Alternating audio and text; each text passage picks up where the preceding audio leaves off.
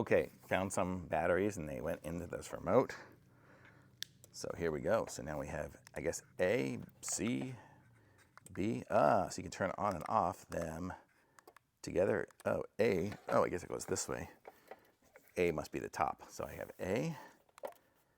So I can have the red light, the yellow light, I guess, and the green light maybe. I'm colorblind, so that's why I'm doing that. And then we have an all on, all off. So I can just turn them all on and all off. How cool is that? Very cool. A, B, C. That's funny, when I look at it on the video, this one looks dimmer and these don't, but when I look at it straight on, they all have the same brightness.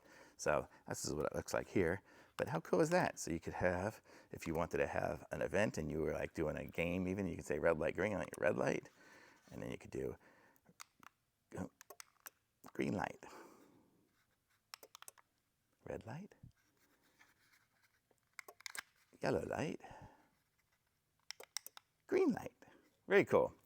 So this is nice, and it comes with the mounting screws and an extra little glass cover if you needed it. So super cool. Thumbs up for me.